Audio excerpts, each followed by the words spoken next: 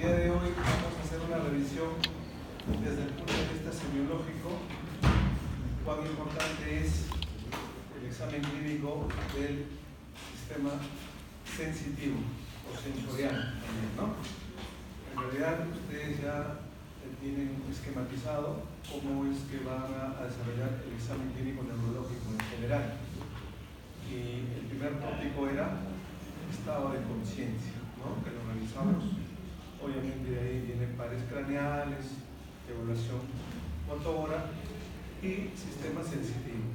Entonces, ¿qué será el sistema sensitivo? O sensorial, ¿no? Entonces, es la forma como nosotros vamos a idealizar o tener una concepción de lo que significa el mundo, ¿no? En realidad, en cuanto a su forma, a su tamaño, a su movimiento, a sus colores, a su textura, en fin, ¿no? Así, ¿a través de qué? A través de dos vías importantes desde el punto de vista del examen del sistema sensitivo o sensorial. ¿Cuál es? Sensibilidad superficial y sensibilidad profunda. Pero para eso, ¿qué es importante? ¿Qué cosa es importante para hacer una evaluación adecuada del sistema sensitivo o sensorial? Un aspecto importante va a ser el estado de conciencia. Es decir, yo puedo hacer una evaluación en estado consciente o en estado inconsciente con alteración de la conciencia. ¿Y cuál va a ser el otro aspecto importante? Cuando nosotros revisábamos la parte de estado de conciencia, decíamos la forma como yo me relaciono con el medio externo y con mi medio interno, ¿no? Es decir, cómo yo puedo tener una idea de lo que está pasando en mi entorno. Para ello, yo debería tener indemne ciertas estructuras, ¿no? Desde el punto de vista neuroanatómico. Obviamente, desde el punto de vista fisiológico funcional también. ¿Cuáles eran esas estructuras neuroanatómicas? Podríamos ir, obviamente vamos a recibir la información desde la periferia, va a ser procesada para llegar ¿a dónde? Al nivel central. Por lo tanto, nosotros vamos a convertir, ¿no? Nosotros vamos a convertir, ¿qué cosa? La información en qué, el estímulo en qué, la percepción en qué, en un estímulo nervioso que va a viajar, ¿no? Que va a viajar por diferentes estructuras para darle ¿qué cosa? Darle forma, ¿no?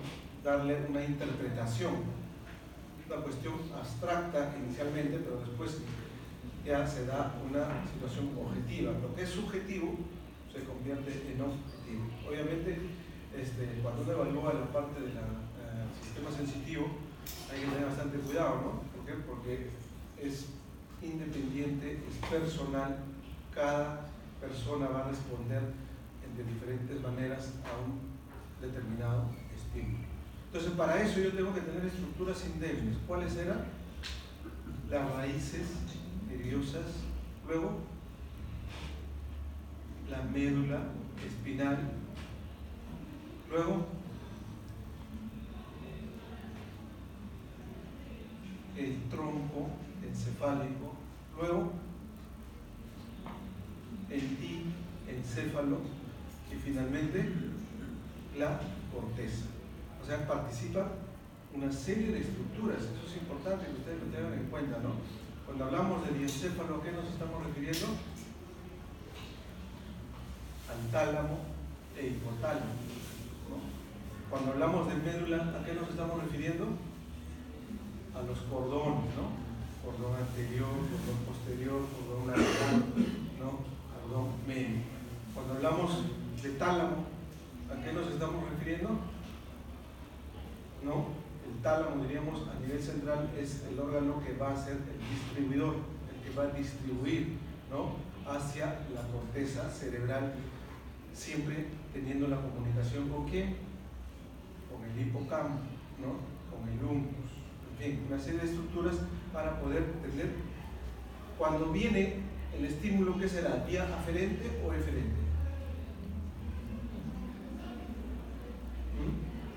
La vía eferente será que entra aferente, ¿no? ¿Y cuál será la respuesta? La vía eferente, pero la respuesta es motora, ¿no? De alguna manera. Entonces, el sistema sensitivo, ¿no? Es importante que tengamos en cuenta esas estructuras. Entonces uno, cuando ya aplica la clínica, diría, ¿no? Si hay alteración a nivel de la raíz, habrá alteración del sistema sensitivo o sensorial. Si hay alteración a nivel de la médula, habrá alteración. Si hay a nivel del tronco, a nivel de la corteza, a nivel del tálamo, del hipotálamo, ¿no? En cambio el cerebelo no participa mucho, ¿no? En lo que es sistema sensitivo sensorial. Básicamente participa como el gran digamos, integrador de lo que es movimiento, ¿no? Lo que es coordinación, es otra cosa importante. Entonces, ahí términos como ustedes habrán escuchado: protopático, epicrítico, ¿qué más? Nociceptivo, estereoceptivo, propioceptivo, ¿no? Ustedes escuchan esos términos que están relacionados con el sistema sensitivo o sensorial. Cuando dice protopático, ¿a qué se referirá? ¿No? A la capacidad que tenemos nosotros de identificar por intermedio de la sensibilidad profunda. ¿Qué cosa? ¿Qué cosa eso que les estoy comentando yo, ustedes ya lo saben, o deberían saberlo, ¿no? Solamente les estoy dando un recordaris, ¿no? Porque eso es parte de anatomía, de fisiología, de neuroanatomía, ¿no? Solo que ahora se va a integrar todo eso y se va a aplicar en la clínica. Entonces, por ejemplo, cuando nosotros decimos protopático, ¿no? Decimos sensibilidad profunda. ¿Y qué es lo que me habla? ¿Qué parte del sistema nervioso me habla de sensibilidad profunda? ¿No? Diríamos los cordones posteriores, que van a identificar ¿qué cosa? El movimiento de los tendones, la posición de las articulaciones, la posición, el movimiento, ¿no? O inclusive la capacidad que uno tiene de poder deambular, ¿no? Esos son los cordones posteriores. Ustedes han escuchado, por ejemplo, y ahora vamos a ver también, lesiones de cordón posterior. El ejemplo típico de un paciente que tiene una lesión de cordón posterior, que ustedes han escuchado probablemente a cada rato, es el tabes dorsal, ¿no? ¿Qué cosa es el tabes? Es una alteración del cordón posterior como consecuencia de un cuadro infeccioso. ¿Qué infección es la que da? Una infección que se adquirió por enfermedad de transmisión sexual. ¿Cómo se llama? El Lewis, ¿no? ¿Qué cosa es el Lewis? La sífilis, ¿no? En fin, entonces por eso era importante recordarles un poco, ¿no? Estos aspectos. Cuando hablamos de interioceptivo, estamos hablando de la percepción que nosotros tenemos de las estructuras internas. ¿Como qué, por ejemplo? Algunas son inclusive de situaciones inconscientes.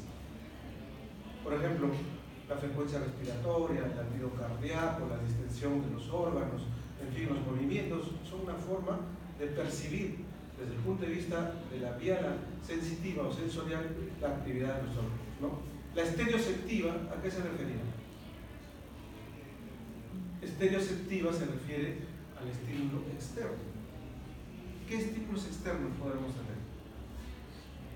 ¿No? Podemos tener estímulos, por ejemplo, por ahí, estímulos del orden físico, del orden químico, del orden mecánico, ¿no? Entonces, del dolor, una serie de aspectos externos. Ahí se acordarán, por ejemplo, cuando hablamos de tacto, ¿de qué se acuerdan? De sensibilidad superficial. ¿De qué se acuerdan inmediatamente? De los termorreceptores. ¿Qué más? De los varoreceptores, ¿no? Osmoreceptores será sensibilidad superficial o profunda. ¿Qué dicen ustedes? ¿El varoreceptor será sensibilidad superficial o profunda? No, osmoreceptores receptores son profundos, no son, en cambio los otros sí, ¿no? Lo que es el frío, el calor, inclusive los fotoreceptores, ¿no? Los audioreceptores, por ponerle un nombre, ¿no? O sea, los órganos de los sentidos. Algo para recordarles básicamente lo que significa el sistema sensitivo. Entonces ahí hablamos, ¿no?, de la sensibilidad superficial y la sensibilidad profunda, ¿no? Y en la sensibilidad superficial ya sabemos el tacto, el dolor y la temperatura. No se olvide que para la evaluación del sistema sensitivo o sensorial, uno es bastante subjetivo más que objetivo. Por lo tanto, va a depender del paciente más que del examinador, pero también del examinador, porque es una situación subjetiva. ¿De qué me va a depender? De las condiciones en las cuales yo voy a hacer el examen, ¿no? Y la respuesta a los estímulos. Cuando hablamos de presión, de vibración, de propiocepción, ¿de qué estamos hablando? De sensibilidad profunda, ¿no? Y obviamente nosotros vamos a tener la capacidad de discriminar, de diferenciar, ¿no?, entre uno y otro, y eso es básicamente a nivel de la corteza cerebral. ¿Se acuerdan del homúnculo de Pettis? ¿Sí? ¿Qué cosa es? Cuando ustedes llevaron neuroanatomía, ¿no?, era la representación del cuerpo humano en la corteza cerebral, agarrando todas los lóbulos, ¿no? Pero representado desde el punto de vista sensorial o sensitivo. ¿Cuál era lo más grande? La boca, ¿no? Entonces, ahí acuérdense de eso. Entonces, las vías de conducción, como hemos dicho, ¿no?, si es la columna, si es la médula, será espino. Si el centro coordinador es el tálamo, será espino talámico, ¿no? Ahora, ¿por qué dice contralateral? Porque se decusan, ¿no? Esas ramas se decusan. ¿A qué nivel? A nivel del tronco, ¿no? Fundamentalmente a nivel del bulbo, ¿no? Es importante. No se olviden que el tracto espinolateral es diferente al tracto posterior o cordón posterior, llamado también de Gol y Burdach. ¿Se acuerdan lo que dijo en el seminario? ¿Estuvieron o no? Me está durmiendo, ¿ya? Ahí está, ¿no? La sensibilidad profunda va por los cordones posteriores. Ahí están las diapositivas, ahí están las especificaciones y de ahí va a venir el caso clínico, ¿no? De pronto diremos, mira, el paciente tiene alteraciones en el dolor y la temperatura, ¿no?, relatando el caso clínico, y ahí le diremos, es protopática, epicrítica, es interoceptiva, propioceptiva, nociceptiva, ¿no? Le diremos, es espinotalámico lateral, espinotalámico posterior, ¿no?, o cordón posterior. Entonces, ahí cuando ya avancemos vamos a hablar de ciertos síndromes, ¿no?, los síndromes como consecuencia de los compromisos a nivel de estas estructuras. Entonces, los posteriores, profundo, los laterales, ¿no?, superficial. Obviamente la exploración, que es ya el curso en realidad, ¿no?, la semiología, la exploración va a ser importante desde el punto de vista de la valoración de la sensibilidad superficial y profunda. ¿Qué cosas, qué elementos debo de tener yo para hacer una exploración del sistema sensitivo superficial?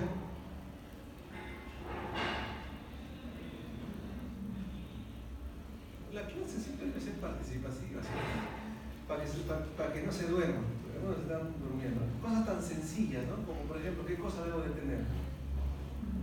Como de tener, pues, estaba en el examen, ¿no?, en el caso clínico, desde una pluma, un algodón, un tubo de prueba, ¿no?, un estilete, ¿no?, un diapasón, ¿no?, hasta inclusive un martillo, no solamente la sensibilidad puede, el martillo sirve para la parte de reflejos, sino también puede ser para sensibilidad. Entonces el examen, como les decía, es Es una evaluación bastante tediosa, porque es subjetivo, porque depende si el paciente está cansado o no está cansado, y cuanto más cansado esté va a distorsionar la información y puede dar una respuesta alterada, ¿no? Es importante siempre explicarle al paciente cuando está despierto con los ojos abiertos, porque las pruebas mayormente son con los ojos cerrados, ¿no? Para que pueda identificar los diferentes estímulos, tanto para ver sensibilidad superficial como sensibilidad profunda, ¿no? En los pacientes inconscientes solo puede hacerse una exploración muy rudimentaria. Mayormente lo que vamos a tener es respuestas de localización o respuestas de gestos, ¿no? Hacia determinado estímulo. Entonces, ¿no? ¿Cómo puede disminuirse el grado de confiabilidad de la exploración? Entonces, eso es importante.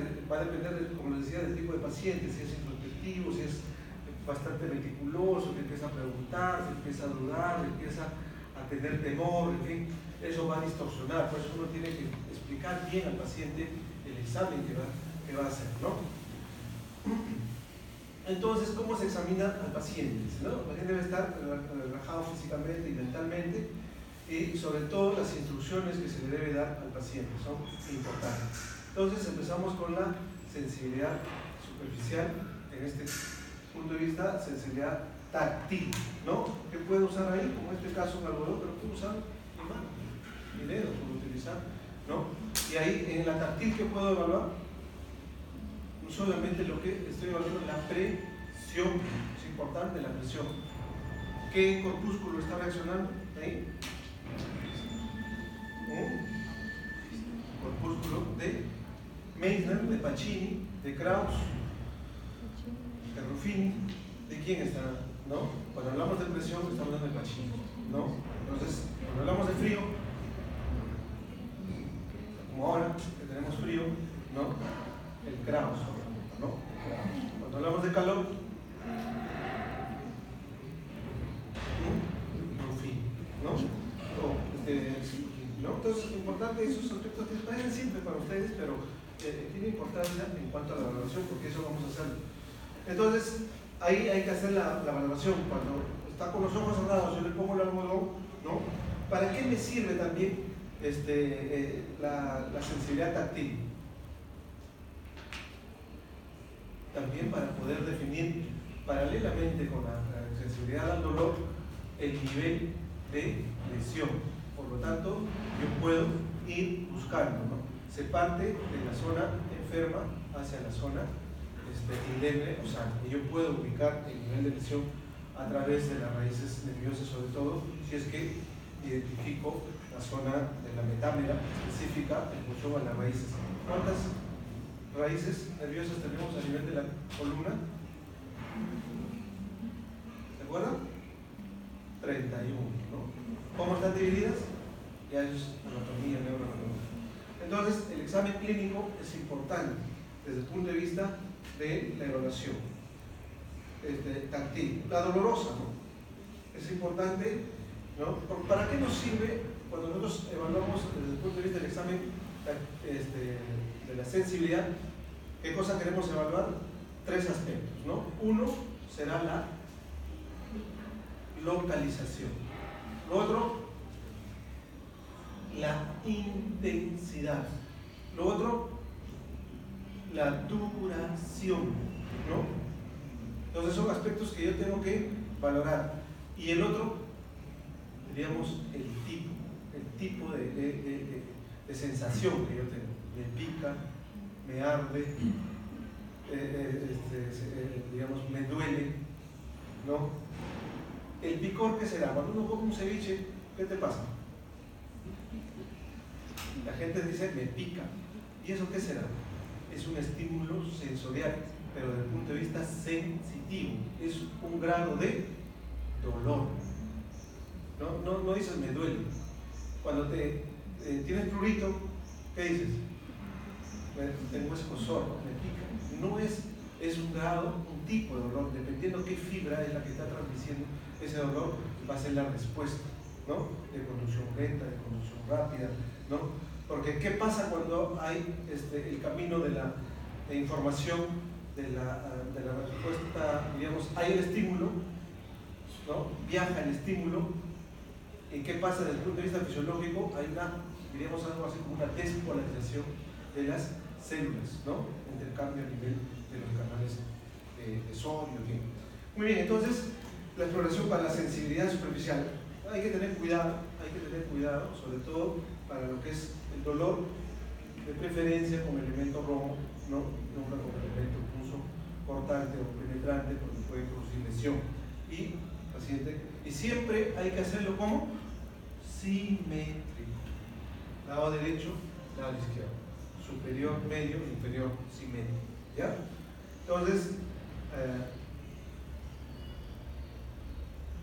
¿qué pasará?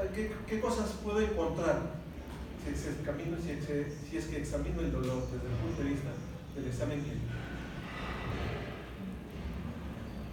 Puedo encontrar que esté abolido, que esté disminuido, que esté aumentado o que esté normal, ¿no? Ese es un aspecto importante. Entonces hablaré, si es que está abolido, ¿cómo se llamará? En cuanto al dolor, se llamará parestesia, hipoestesia, anestesia, analgesia, cambia, ¿no? Hiperestesia, hipoestesia, algesia es dolor. Entonces yo diré analgesia si es que hay ausencia, ¿no? Si está aumentado, hiperalgesia, si puede estar distorsionado, ¿no? Puede estar distorsionado, ¿no? Hay gente que no identifica adecuadamente el estímulo doloroso, ¿ya? Muy bien, la sensibilidad térmica. ¿Qué voy a hacer para la sensibilidad térmica? Voy a evaluar el calor y voy a evaluar el frío, ¿no? El frío a través de una superficie fría, y lo que hacemos, ¿qué cosa es? Utilizamos un tubo de prueba, la temperatura a 5 grados, 6 grados, frío, y para calor, ¿en cuánto? Más o menos en las revisiones que hablan de 35 grados, 38 grados, ¿no? Calor. Entonces, ¿la respuesta cuál va a ser? El paciente identifica, ¿no? Frío, calor. En cambio, al dolor, ¿la respuesta cuál va a ser? ¿Qué cosa es el dolor? Es una sensación desagradable de lesión, ¿no?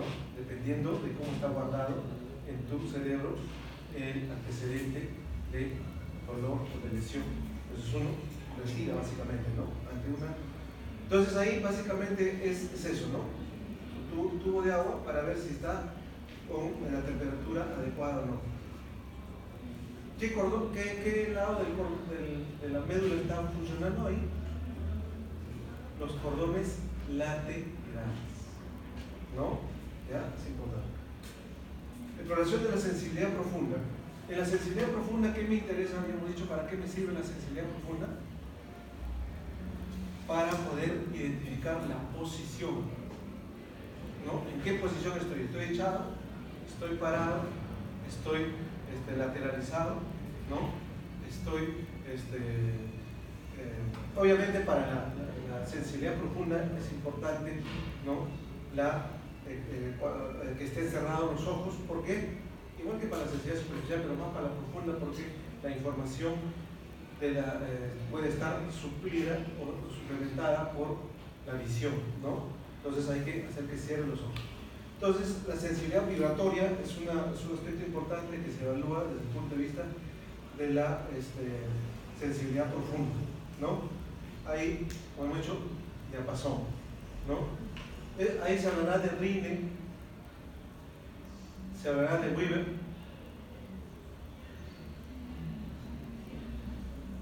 ¿Qué dicen? No, porque Rinne, Weber es para evaluación de ¿qué?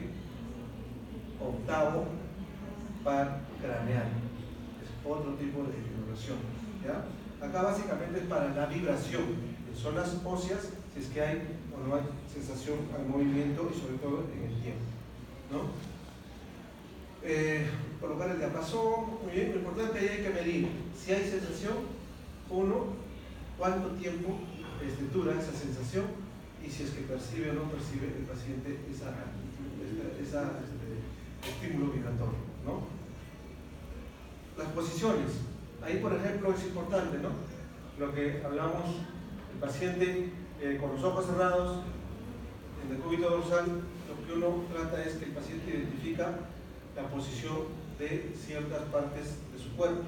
Entonces, el clásico es uno estimula lateralmente, puede ser miembro superior o miembro inferior, ¿no? Estimula lateralmente el dedo, en este caso si queremos hacer el dedo pulgar, ¿no? Hace posiciones en posición superior o inferior, ¿no? Y luego, en el momento en que va a examinar al paciente, ya lateraliza o pones en la posición que tú creas correcta y le preguntas, ¿no? ¿Hacia dónde está el dedo? ¿Está hacia arriba? ¿Está hacia abajo? ¿Está hacia el costado? ¿No? ¿Está al costado derecho? ¿Costado izquierdo? El paciente puede identificar. Y ahí estamos trabajando con el cordón posterior, ¿no? Con Gold y Bourdage, ¿no? Entonces, es importante ese examen. ¿Qué otro examen es importante para la valoración de la sensibilidad profunda? En el conversatorio lo hicieron, ¿no? Era básicamente la prueba de Romberg, ¿no? La prueba de Romberg me servía para dos cosas, ¿no? Para sensibilidad, diríamos, para sensibilidad profunda y para lo que era la valoración del equilibrio desde el punto de vista de compromiso o no vestibular. ¿En qué par craneal? Octavo o séptimo. Octavo par craneal, ¿no? Cuando hacías el Romberg, hacías que el paciente ponga los pies, abría los brazos, cerraba los ojos y lateralizaba hacia el lado derecho, entonces uno decía, es probablemente lesión periférica, ¿no? Compromiso del conducto auditivo desde ese mismo lado. En cambio, cuando hay anteropulsión, retropulsión, lateropulsión, ¿no? Entonces uno dice, no, eso es probablemente sensibilidad profunda, y eso es cordón posterior, y uno decía Romberg positivo, ¿no? Entonces las pruebas son importantes para definir lo uno y lo otro. Bueno, la lesión de la corteza sensitiva altera los aspectos discriminativos, ese es otro aspecto, ¿no? Nosotros tenemos que tener la capacidad de discriminar dos puntos, ¿no? Es decir, hasta milímetros, ¿no?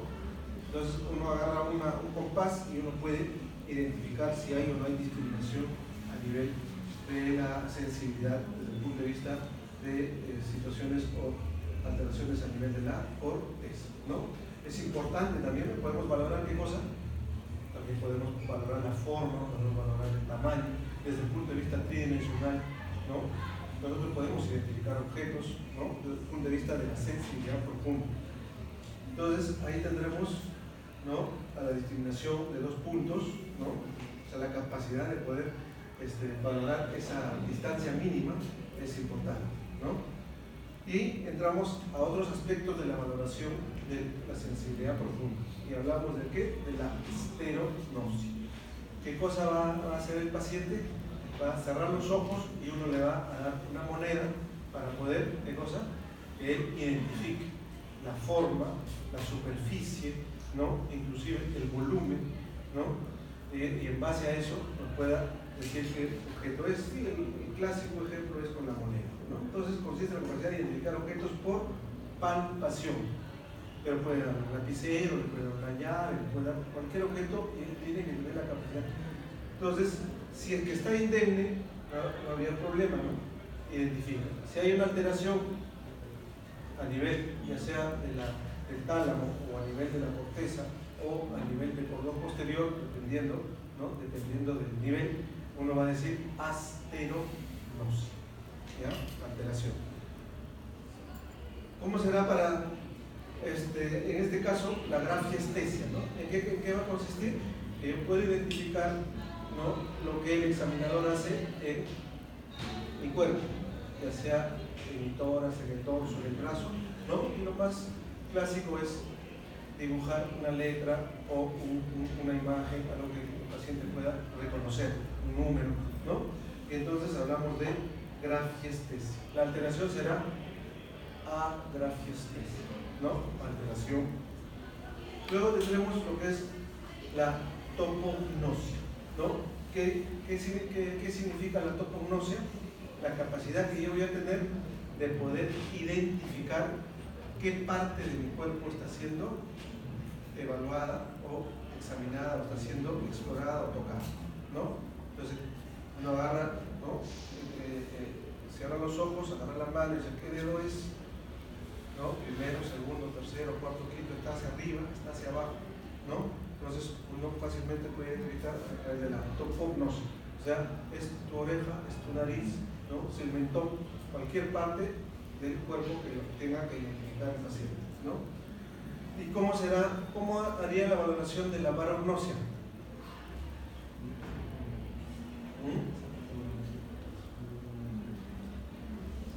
La barognosia, su compañera dice, es la valoración del peso. Entonces, ¿qué voy a hacer? Le voy a dar dos objetos de diferente peso. Y el paciente tiene que tener la capacidad de identificar dónde hay más o menos peso. Y entonces voy a decir barognosia. Entonces, mira, topognosia, esterognosia, la barognosia, que son importantes para poder identificar la valoración desde el punto de vista del sistema sensitivo profundo. Obviamente los daños pueden ser a todo nivel, como habíamos hablado, ¿no? Los daños pueden ser a nivel periférico o a nivel central. Si es a nivel central, la manifestación desde el punto de vista motor será lesión de primera neurona. Si es a nivel periférico, la manifestación será segunda neurona, ¿no? ¿Dónde se integra? A nivel del asta anterior, ¿no? Cuerno anterior. Muy bien, entonces, lo clásico son los problemas de sensibilidad, ¿no? Y hablamos cuando son periféricos, las famosas neuropatías periféricas, ¿no? Desde el punto de vista radicular. Y fundamentalmente cuando está alterada la sensibilidad desde el punto de vista cutáneo. Pero puede ser mixto también, no hay problema, ¿no? Entonces lo importante es ver los segmentos radiculares en cuanto a su inhalación. Algunos, inclusive este aspecto es importante en cuanto a irradiación del dolor, ¿no? Porque hay partes del cuerpo que comparten las zonas, digamos, de la inervación desde el punto de vista somático, o sea, los metáforos, ¿no? Por eso que un dolor a nivel precordial, desde el punto de vista cardiovascular, termina manifestándose en la cara interna del brazo izquierdo, ¿no? Porque comparte, ¿no? Muy bien, daños. Las posibilidades pueden ser únicas, o sea, las mononeuropatías, las polineuropatías, ¿no? Clásico ejemplo de la polineuropatía es el paciente de la polineuropatía diabética, ¿no? Pero también pueden ser por compresiones radiculares, puede ser por problemas tóxicos o problemas de deficiencias de vitamina, ¿no? Vitamina B12, ¿no? Entonces, inclusive la forma como se va presentando, ¿no? Primero una sensación de adormecimiento, ¿no? Hormigueo y posteriormente la pérdida progresiva de la sensibilidad o las parestesias, las disistesias que vienen a ser alteraciones o distorsiones, ¿no? De la sensibilidad. Obviamente, si es que hay una alteración sensitiva, no hay una adecuada información, va a haber una respuesta motora, porque es la vía refleja la que no va a ser adecuada, ¿no? Las raíces posteriores igual, ¿no? Pero por un hay grados variables de alteración de la sensibilidad. Eso es importante. La localización que se sigue muy cerca de la dermatometría, o sea, el nivel. Siempre el nivel de la lesión no concuerda, cuando decimos el nivel sensitivo, no concuerda necesariamente con el nivel de la lesión. El nivel sensitivo puede ser a nivel del ombligo, que nos haría creer que más o menos a dónde es el nivel de la lesión, más o menos entre 10, pero siempre está 2 a 3, inclusive 4 metámeras por encima de eso. Entonces probablemente la lesión no es de 10, sino de 7, de 8 o de 5, ¿no? Entonces la cosa más frecuente de la lesión radicular probablemente sea bueno, eso sí es frecuente, ¿no? La herniación, la discopatía, eso para problemas de tipo radicular. pero para problemas de tipo bueno, ahí está lo que es descrito todas las raíces nerviosas en cuanto a sus metáforas, ¿no? Bueno, daños medulares. Los daños medulares pueden ser totales, como se presentó en el paciente del caso clínico, ¿no? Finalmente terminó siendo casi un cuadro de compromiso medular, como si fuera una hemisección, una sección medular completa, ¿no? Pero también pueden ser parciales, ¿no? Sobre todo parciales cuando son vasculares. Ustedes han escuchado el término de mielitis transversa, ¿no? Cuando hay una obstrucción a nivel de los vasos que irrigan esa zona, pueden dar lesiones parciales, ¿no? Y a eso se llama mielitis transversa, ¿no? Entonces, las lesiones de cordones posteriores, la cosa más conocida es el TAVES, como les habíamos mencionado, ¿no? Pero ahí tengan en cuenta esto, ¿no? Se encuentra la pérdida de la sensibilidad profunda con conservación del dolor y la temperatura, ¿ya? Entonces, cuando es posterior, al revés del otro, ¿no? Que es en la materia gris central de la médula. El ejemplo típico de la lesión, ¿cómo se llama? La zona central de la médula. ¿Epidídimo o epéndimo? Epéndimo, ¿no? ¿Se acuerdan? No es epidídimo, epéndimo, ¿no? Entonces, hay una enfermedad que ustedes van a escuchar en algún momento, y lo van a ver después cuando lleven medicina 2, en neurología, la siringomiela, ¿no? La siringomiela es una patología que tiene un componente desde el punto de vista congénito, desde el punto de vista del desarrollo, más que sí, congénito, porque hay alteraciones en cuanto a la ubicación del bulbo, ¿no? O de las cisternas, ¿no? Tanto a nivel cervical como a nivel dorsal. Entonces, en la siringomelia, una lesión en el centro de la materia gris, pues, anestesia al dolor y la temperatura, lo contrario de lo que es las lesiones de cordón posterior, ¿no? Luego las lesiones transversales completas, ¿no? Ahí ya va a ser pérdida de todos, ¿no? Que va a incluir ¿qué cosa? El control de los esfínteres, ¿no? Tanto vesical como rectal. Entonces, pérdida completa de todas las formas de sensibilidad por debajo de la lesión, ¿no? Como tuvo nuestro paciente. Pero también pueden haber lesiones de una mitad, como habíamos dicho, y ahí es importante, ¿no? Anestesia al dolor y temperatura en el lado opuesto a la lesión, sobre todo porque hay decusamiento a nivel del tronco, ¿no? Eso es importante. Todos obviamente se localizan por debajo. Las lesiones del tallo cerebral también es importante, ¿no? Sobre todo cuando hay alteraciones bajas o altas, ¿no? Si son bajas y sobre todo afectan el quinto par desde el punto de vista sensitivo en cara, ¿no? ¿Qué ramas? Oftálmica, maxilar superior, maxilar inferior, ¿no? Entonces ahí, por ejemplo, eso es importante, la anestesia al dolor y a temperatura en la hemicara ipsilateral, ¿no? ¿Por qué? Porque está arriba, antes de la decusación, ¿no? Lesiones en el tálamo, eso es una situación muy terrible para los pacientes, ¿no? Cualquier lesión talámica o inclusive del cordón espinotalámico son patologías que conllevan a un dolor muy intenso, como si fuera una neuralgia del trigémino, ¿no? Dolores que ya no solo ceden a los tratamientos convencionales como analgésicos, sino a veces tienen que ser de necesidad quirúrgica y tienen que hacer cirugías a nivel de corteza cerebral, ¿no? Porque los pacientes inclusive llegan a suicidarse por el grado de dolor que tienen, ¿no? Y obviamente no pueden tolerar. Son resistentes, como bien dice, ¿no? A nivel del tálamo hay disminución de toda la sensibilidad, ¿no? Había dicho que es el que va a coordinar, que va a distribuir de alguna manera, ¿no? El aumento del umbral del dolor, pero al sobrepasar este umbral el dolor es muy severo. Eso es intrínseco de cada persona, el umbral del dolor. Las chicas tienen un umbral más alto que los varones, ¿no? Y eso lo pueden confirmar a cada rato, ¿no? El muchacho que tiene un resfriado ya quiere descanso médico 5 días, ¿no? Para estar cerrada en la casa. En cambio, la mujer tiene que atender a la casa, a los hijos, ir al trabajo, estudiar, en fin. Entonces, son situaciones de evolución, ¿no? Lesiones de la corteza parietal también son importantes, ¿no? La región frontal, la región parietal, la región temporal. Desde el punto de vista de la región parietal, sobre todo, pérdida o disminución